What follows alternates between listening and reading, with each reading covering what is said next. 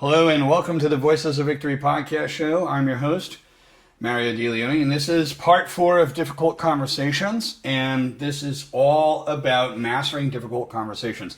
This will be all about following up with people, and of course, continuous improvement. We've walked through the why, we've walked through the preparation, we went through the framework for having those difficult, tough conversations, but here's the truth I want to share with you is a conversation isn't complete the moment the words stop. Because what happens after actually matters just as much as during. We have to follow up. Because yes, there are going to be some people that have resentment. And guess what? Sometimes following up can solve that problem. That's the interesting part about it. Think of it this way. A difficult conversation is like planting a seed. And if you don't water it, you can't expect it to actually grow. So follow up is watering because it's part of creating a relationship with somebody. You're building a relationship with your team, with your coworkers, with your fellow employees, whatever the case would be. It's all about nourishing that connection. So it takes that one-time talk and bring it towards lasting change because being a good leader is about creating an impact with them, a good solid impact with them. So let's talk about why does follow-up matter?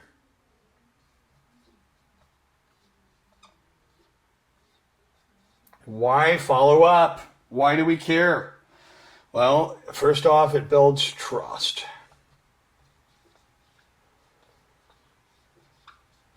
Okay, it builds trust. It shows that you're committed to the connection.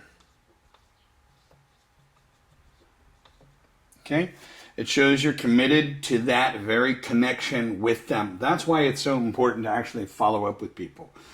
It shows you're committed and you're not just venting. Because that's what people do. Some people, when they get mad at one of their teammates or someone on their team, it could just be a moment of venting, and that is not always productive. It has its place, but it's not always productive. You have to be very careful and focus on the behaviors that nourish connection and solve conflict more than actually behaviors that create problems and make issues worse. Venting can actually make issues worse with people. That's what it's all about. It's also, we talked about building trust, and it's also going to reinforce. It's all about reinforcing what? Positive change. Now, there's a lot of people out there that will say, oh, that's toxic positivity. Not necessarily, because it doesn't have to be positive. It could be productive. Can be productive change. Okay? It's not always positive. Productive meaning there's things that are actually getting done, right? But we do want to leave the situation better than we got there. That's the whole thing. You want to leave that situation, leave that connection better than before. That's the best thing I could tell you is leave it better than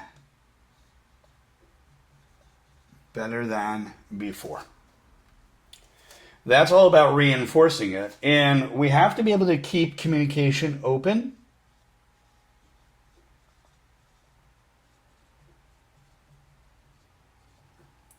Keep communication open. Got it? Very important. Keep that communication open. Why? Because people feel safe. They feel safe to check in. Safe to check in with you. Very crucial. They have to feel safe to check in with you. And to ask questions, right? To ask questions. Very important. So all of these key points are important. I want to go further on some practical tips. I'm going to quickly just erase this. And there we go. So now let's do some actual tips. So some tips is you want to check in. All right. Number one, check in on the regularly.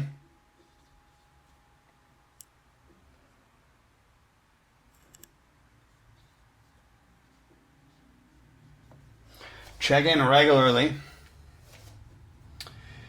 Now, avoid what we call helicopter management. Helicopter management means you're checking in way too often. All right? They call it helicopter parenting too. So helicopter management is you're checking in so much, you start to make them feel worried and you start to make them feel unsafe. So check in regularly, but set the expectation.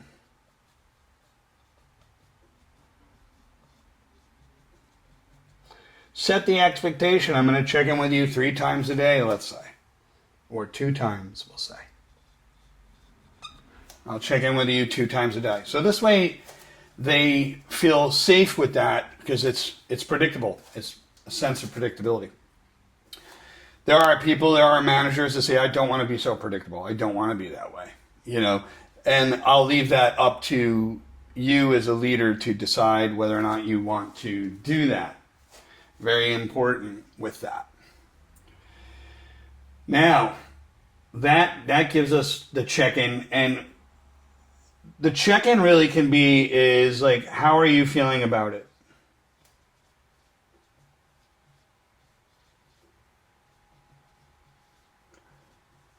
How are you feeling about our talk? That's important because you want to check in with them. If they're really feeling resentment or something, they feel like their problems are not solved, what will happen is when you check in, that could turn into another conversation and it could actually ease the burden on them. Could ease the burden on you as well. Because when you check in with people and say, hey, how are you feeling about our last talk? You're able to do that, which is great. That's a good thing, a very good thing. So you check in regularly, how are you feeling since we've talked? You want to reinforce the progress. Like, I've noticed you've been on time for the last few meetings, and you know what? It's made a pretty big difference. So don't forget to mention improvements that you see.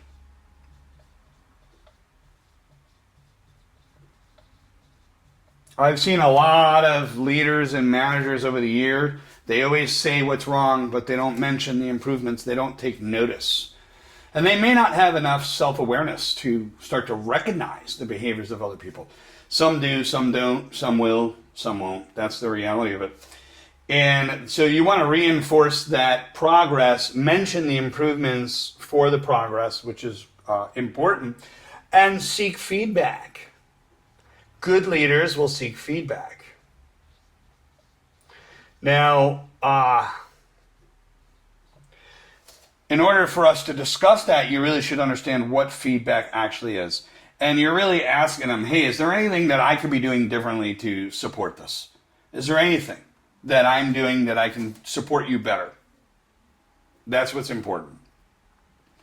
So seeking feedback, you got to remember feedback is not all positive all the time. It can be corrective. Feedback is literally a topic for another video altogether because we can go off the deep end on it. I'll probably do one on feedback.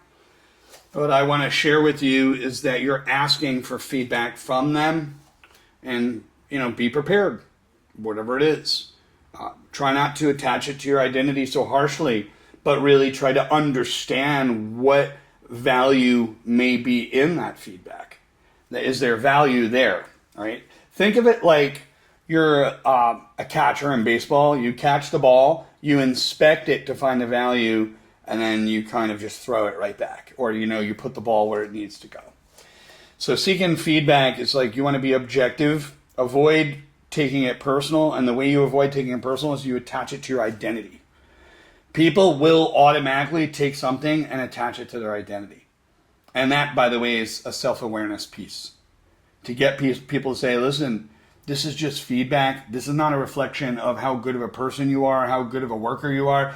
This is an area where you need to improve on. That's it. That's all. You don't need to tie it to your identity and start ripping yourself to pieces and getting all upset about it, because people will do that. Matter of fact, the more that feedback is tied to the identity, the more angry and frustrated and upset people will be. So when you deliver that feedback, we want to make sure that it's corrective, but we also want to communicate very well. So that's bringing us to the whole point. I'm going to talk about bridging the gap. We're going to bridge the gap. Okay, so we're going to talk about bridging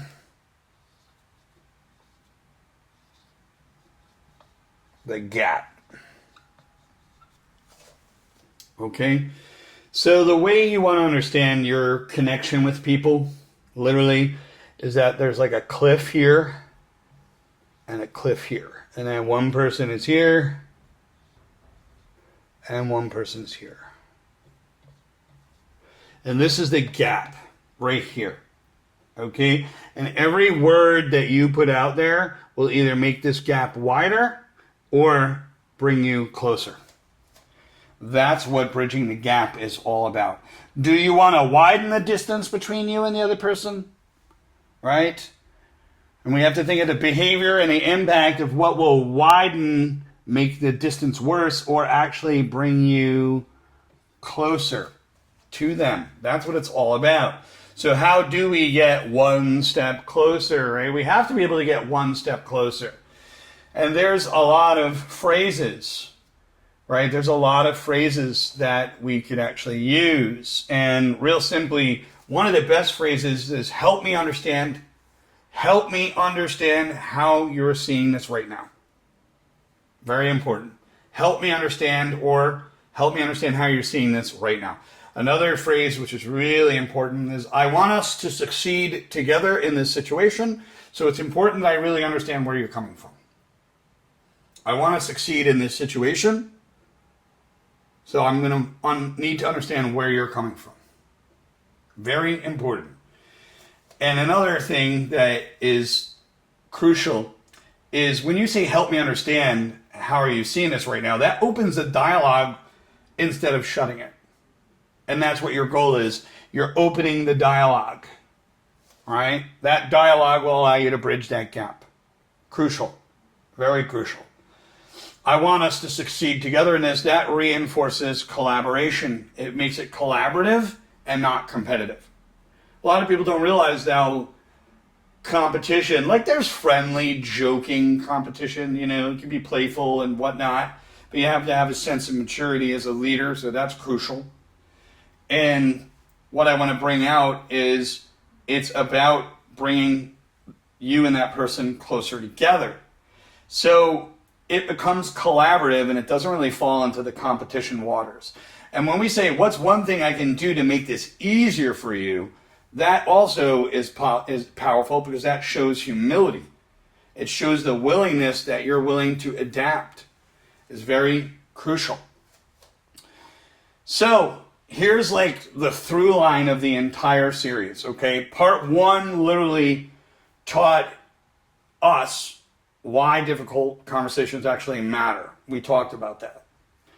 Part 2 showed us how to prepare and why clarity was important and why the right mindset is important.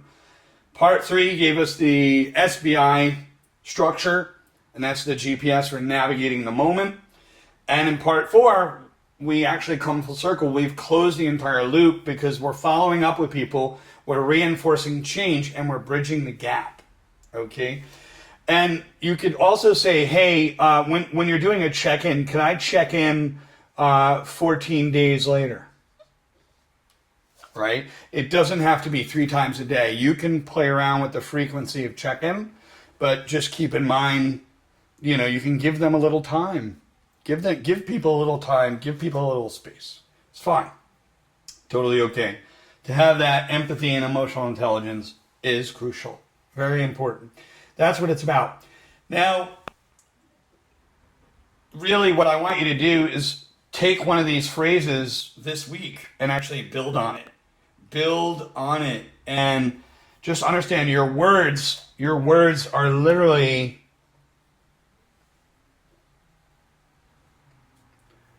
your words are creating the bridge. Got it?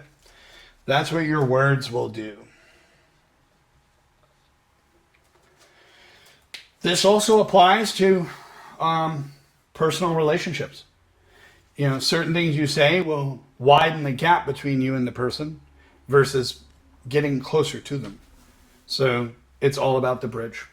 And that's it for today. Feel free to comment, share your own insights, your own tips. If you have any wins, feel free to share them. You can share right here in the comments, because we all get better with these conversations day by day. And I want to thank you. This is the end of the 4-part series, and feel free to share the whole series with somebody. Take care.